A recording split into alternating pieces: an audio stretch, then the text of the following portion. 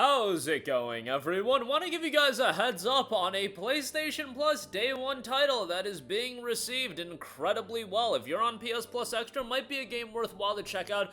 I think from a genre standpoint, it's just gonna be a title that might not resonate with a lot of people. You know, an exploration puzzle mystery game, but when a game has a 92 on Metacritic, at the very least, it makes you stop for a second and be like, whoa, what are people saying about this game? So we'll talk about that, and you know me, anytime we get some updates on JRPGs, I gotta weeb out for a second, so we'll talk some JRPG updates at the end of this video. But right off the bat, for you PlayStation Plus Extra subscribers, on day 1, and obviously the game will be released standalone as well, Blueprints drops on April the 10th, and it currently has a 92 on Metacritic. Yes, you heard me right, a 92 on Metacritic for the PC version. That's the version that has a lot of reviews. The PlayStation 5 version has 1 review, and the Xbox version has 3 reviews. The PC version has 24 reviews, so that's actually a good number to get an aggregate score of a 92. That would make it be I believe either the highest rated game of the year or tied for the highest rated game of the year. I think Split Fiction's at a 91, but let me actually pull that up for you guys. Yeah, Split Fiction is literally a 91, Monster Hunter Wilds is an 88 at number 3, Kingdom Come Deliverance 2 is an 88 at number 4, Blueprints right now is the highest rated game on Metacritic at a 92, so take that for what you will. Now, to be fair, a game like Split Fiction, I want to say it has way more critic reviews. Yeah, it has 106 critic reviews. Monster Hunter has how many critic reviews? It's gotta be a lot. Let's pull that up. 103. So, north of 100 reviews for both Split Fiction and Monster Hunter Wilds. Blueprints only has 24, but still, a 92 is a damn good score. We'll see where it ultimately settles at. The game notes, welcome to Mount Holly, where every dawn unveils a new mystery. Navigate through shifting corridors and ever-changing chambers in the genre-defying strategy puzzle game, but will your unpredictable path lead you to the rumored Room 46?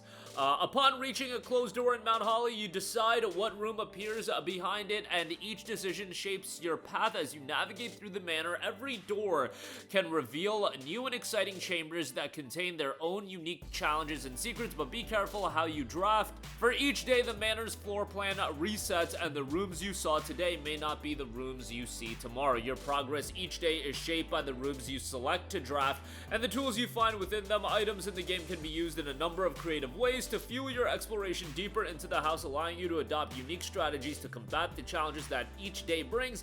Yet tread wisely, the house resets each dawn, erasing all but the permanent upgrades to your estate blueprint. This is if you're clever enough to find one. As the heir of the Mount Holly, you have been tasked to explore its shifting halls in search of Room 46, yet your journey takes you further into the mansion's depths, and you start to discover that there is more lurking under the surface than a missing room. Investigate a past woven with the threads of blackmail, political intrigue, and the mysterious disappearance of a local children's book author. The deeper you venture, the more you realize the past is closer than it seems. And again, the game will be out on April the 10th. This game is coming day 1 to PlayStation Plus Extra. It's also coming day 1 on Xbox Game Pass, but it is legitimately the highest rated game of 2025, and day 1 Plus title, that's a pretty good coup for PlayStation and Microsoft. And you know what is interesting? I don't know how the deal was structured for Blueprints when this game signed a deal to get added to PlayStation Plus Extra or Xbox Game Pass, but just reading about the game,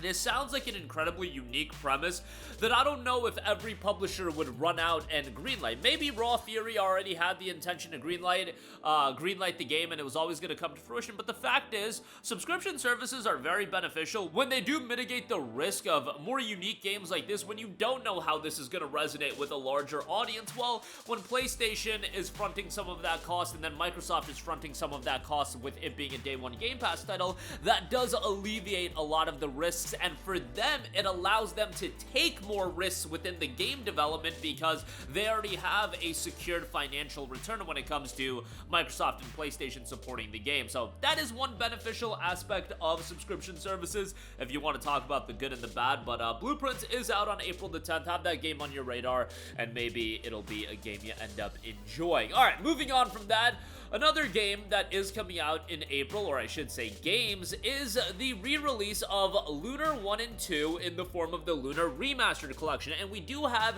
a brand new story trailer for the Remastered Collection. I'm very excited for this. Not that I was a huge LUNAR fan growing up. I did have LUNAR Silver Star Story, I think it was. The port to PSP had the limited edition of all that. I was a PSP fiend, as you guys know. I have all of that kind of stuff. Like, I have Trails in the Sky, the original release on PSP. I have LUNAR Silver Star Story on PSP. I got games like Crimson Gem Saga. I have pretty much every JRPG I think ever released on the PSP. But nevertheless, now you're gonna have these games accessible to a wide range of an audience with this collection. And it's good to see that these games are going to be readily available to everyone. Coming off the heels of the Suikoden collection as well, Suikoden collection, I feel like for classic JRPG fans of these, you know, classic IPs, you have stuff like the Final Fantasy Pixel Remastered collection, you have the Suikoden collection, now you have the LUNAR Remastered collection, you got the Saga games getting remastered as well. It's a lot to sink your teeth into, and you know, time is finite when it comes to JRPGs. These games are fairly lengthy, but it is cool to see all of these games get ported to modern platforms, whether it be the first time you're checking them out, whether you're revisiting the games. It's just great to see. Dive into the enchanting worlds of LUNAR Silver Story Complete and LUNAR 2 Eternal Blue Complete, two beloved JRPGs that have captured the hearts of gamers for generations. Silver Star Story introduces Alex, an aspiring dragon master who bands together with his friends to combat the perilous emergence of the Magic Emperor and stop him from taking over the world. Eternal Blue picks up 1,000 years later and follows Hero and his friends as they set out in search of the goddess alongside an enigmatic girl named Lucia. On this grand quest, fend off enemies like Borgin and White Knight Leo, who hunt down the group to eradicate what they deem to be the destroyer of LUNAR. This definitive remastered edition features enhanced graphics, audio, and quality of life improvements that will satiate that hunger for 90s nostalgia better than you remember. Embark on these two adventures with updated language support now available in English, Japanese, French, and German. Fans of the LUNAR series can wax nostalgic with 90s-esque animated cutscenes, iconic characters with the classic JRPG charm, and old-school turn-based combat with a twist. JRPG enthusiasts and longtime supporters of the series alike will undeniably be captivated by the game's romantic storytelling and stunning soundtrack, and witness firsthand how LUNAR paved the way for generations of JRPGs to come. You've got strategic turn-based combat, powerful voices, and captivating animated sequences as well. Immerse yourself in battles with fully voiced attacks and incantations in either Japanese or in all-new English voiceover by playable characters and enemies, not to mention the timeless and stylistic animated sequences that will still capture the hearts of players today. Relive the classic or go remastered. Choose between classic or remastered mode, an option that allows fans to travel back in time to the game's PS1 release or see them in a new light with widescreen support, revamped PS1 pixel art, and high-definition animated cutscenes as well. Two new language options as well. LUNAR Remastered Collection not only includes Japanese and English subtitles and sound, but also two new subtitle language options, French and German, and speed up battle and improve strategy settings. Save time and speed through battles with the flip of a switch. Additionally, new options have been added to the original strategy settings for streamlined combat as well. LUNAR Remastered Collection is due out for all major platforms, PS4, Xbox One, Nintendo Switch, and PC via Steam on April the 18th. Another collection of JRPGs here. I feel like JRPG overload a little bit. I feel like that's been the case for a couple of years, while this year, certainly from the big budget JRPG standpoint, it's a little bit more quiet. Like last year, remember early last year, January, February, you had the release of Grand Blue Fantasy Relink, you had the release of Persona 3 Reload, and you had the release of Final Fantasy 7 Rebirth, all in the span of a month. If you want to throw in Like a Dragon Infinite Wealth in there as well, as a turn-based JRPG, you know, go for it. But as far as more traditional JRPGs, you had those three major games. This year, you know, you've had games like Daybreak 2. If you have a Switch, you have Xenoblade Chronicles X, you have LUNAR Remastered Collection, Suikoden.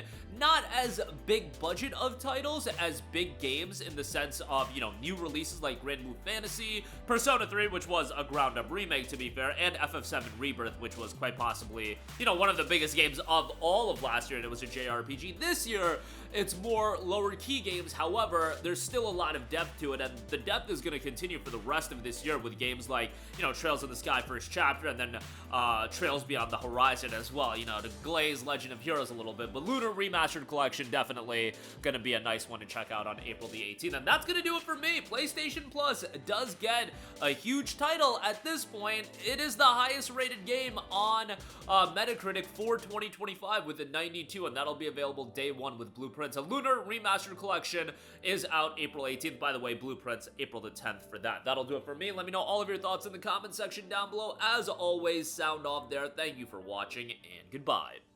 Hey guys, we hope you enjoyed the video, and if you did, make sure to hit the subscribe button, and if you're already subscribed, do us a favor and hit the bell icon. This way you'll be notified whenever we post a new video. That's the best way to keep up with all of our uploads, and we usually try to upload 2 videos a day. And with the bell icon hit, you'll be notified whenever we do upload a video. As always, thanks for watching.